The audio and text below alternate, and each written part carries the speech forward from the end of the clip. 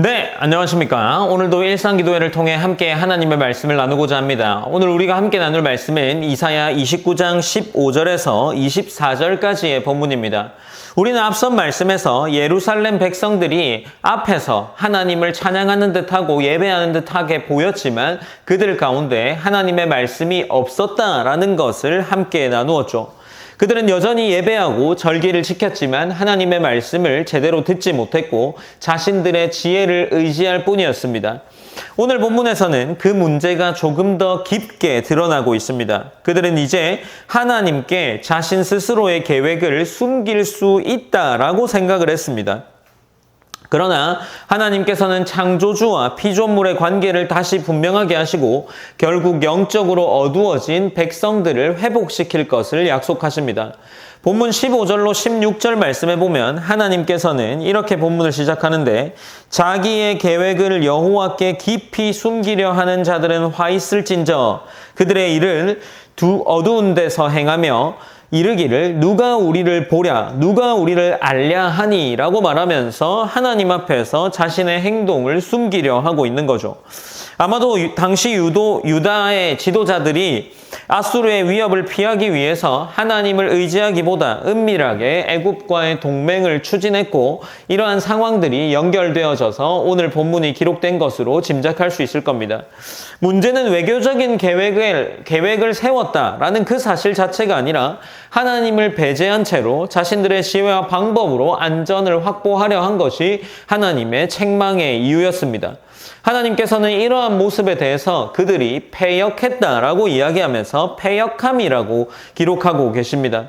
그리고 16절에서는 토기장이와 진흙의 비유가 등장하는데 토기장이를 어찌 진흙같이 여기겠느냐라고 말씀하고 계십니다. 만들어진 물건이 자신을 만든 사람에게 그가 나를 만들지 아니하였다라고 할 수 없음과 동시에 그릇이 토기장이를 향해서 그가 총명이 없다라고 말할 수도 없습니다. 그런데 유다 백성들이 바로 지금 그러한 행동을 하나님께 하고 있다라는 거죠. 하나님께서 자신들을 다스리는 것이 아니라 자신들이 하나님보다 더 지혜롭다고 행동하는 겁니다. 신앙에서 가장 근본적인 질서 가운데 하나는 하나님이 우리 자신의 창조주이며 우리는 피조물이라는 사실을 인정하는 겁니다. 우리가 하나님을 완전히 이해할 수 없다고 해서 하나님의 지혜가 부족한 것이 아닙니다. 오히려 우리의 생각과 판단이 제한되어 있음을 인정하고 하나님을 신뢰해야 하는 거죠. 그리고 17절로 21절에서는 분위기가 조금 전환되어 나아가고 있습니다. 하나님께서는 조금 있으면 모든 것을 뒤집어 엎을 것이다 라고 말씀하시죠. 레바논이 기름진 밭으로 변하고 기름진 밭이 숲처럼 여겨질 것이다 라고 하는 겁니다. 지금까지 당연하다고 생각했던 질서가 하나님 앞에서는 이 역사하심으로 말미암아 완전히 달라지게 될 것을 의미하고 있는 거죠. 특별히 오늘 본문 18절에서는 이렇게 기록하는데 그날에 못 듣는 사람이 책의 말을 들을 것이며 어둡고 캄캄한 데에서 맹인의 눈이 볼 것이며 라고 기록하고 있는 겁니다. 앞선 11절과 12절 말씀에서 봉인된 책, 말씀이 봉한 책 이러한 표현들 깨닫지도 못했고 듣지도 못했던 것과는 정반대되는 모습입니다. 하나님께서 그들의 귀와 눈을 열어주시고 다시 하나님의 말씀을 보게 하실 것을 이야기하시죠. 그리고 19절에서 겸손한 자와 가난한 자들이 여호와로 말미암아 기쁨을 얻게 될 것이다 라고 이야기를 하죠. 반면에 20절로 21절 말씀에서는 강포한 자와 오만한 자가 사라지고 죄악의 기회를 엿보던 자들이 이제는 함정에 빠지게 될 것을 이야기합니다. 정당한 사람을 억울하게 만들게 되면 그들이 징계를 받게 될 것을 이야기하고 있는 거죠. 그들은 말 한마디를 가지고 하나님께 범죄한 자들이었습니다. 하나님께서 이루시는 회복은 단순히 상황이 좋아지는 것이 아니라 잘못된 것이 바로 잡히고 억눌린 사람이 회복되고 불의가 제거되는 회복입니다. 하나님의 구원에는 언제나 하나님의 공의가 함께하기 때문이죠. 이제 이어지는 22절로 24절 말씀에서 그 회복이 야곱의 집을 향한 약속으로 이어지고 있습니다. 하나님께서는 아브라함을 구속하신 여호와께서 야곱의 후손을 다시 회복시키실 것을 말씀하십니다. 그래서 야곱이 이제부터는 부끄러워하지 아니하겠고 그의 얼굴이 이제부터는 창백하지 아니할 것이다 라고 말씀하시죠.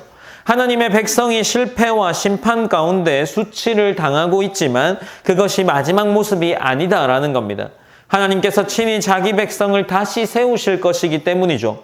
특별히 본문 23절에서는 그들이 하나님의 손으로 이루신 것을 보면서 하나님의 이름을 거룩하게 하고 이스라엘 하나님을 경외하게 될 것을 말씀하십니다.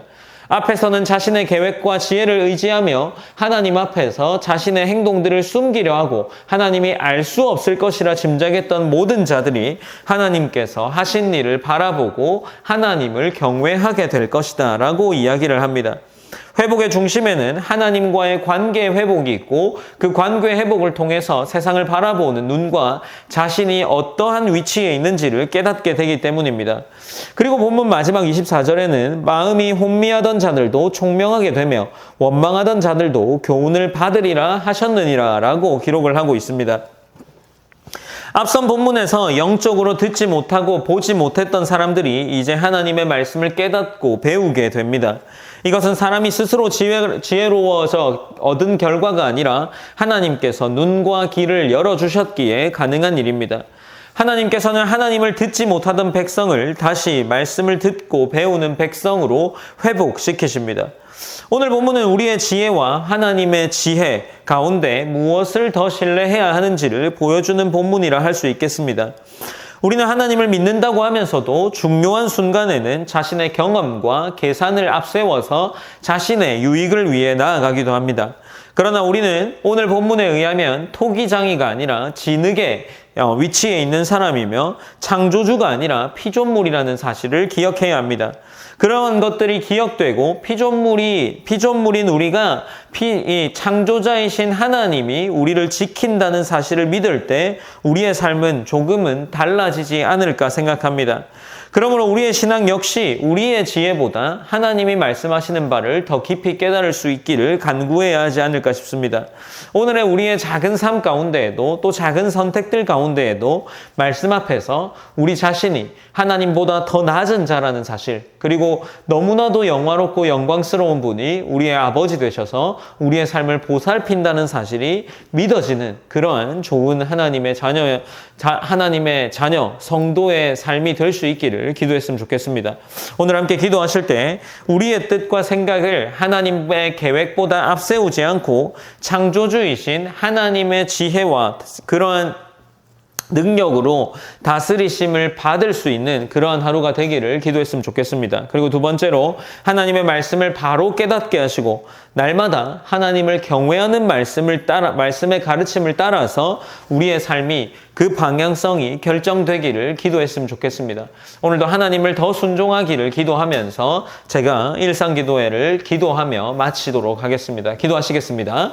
사랑의 하나님 감사합니다. 하나님 우리가 오늘도 일상기도회를 통해 하나님의 말씀을 듣고 나눕니다. 하나님 우리가 이 나눈 말씀을 통해서 우리의 삶이 조금 더 수정되고 하나님의 자녀다운 삶으로 또 토기장이와 진흙의 비유에서 나오는 것처럼 우리가 하나님을 총명하지 않다 말할 수 없고 우리가 하나님이 지혜가 없으신 분이다 말할 수 없는 것처럼 그 총명하고 지혜로우신 분이 우리의 삶을 다스리고 계시며 그 삶을 통해 이끌림 받는 하루가 오늘 하루 될 수 있도록 인도하여 주시옵소서. 우리의 뜻과 생각이 여전히 완고하게 자리 잡고 있지만 그 뜻과 생각을 설득해 주시고 또 하나님의 방향에 더 합한 삶이 될 수 있도록 하나님이 이끌어가 주시옵소서. 모든 영광 하나님께 올려드리며 살아계신 예수님의 이름으로 기도드립니다. 아멘.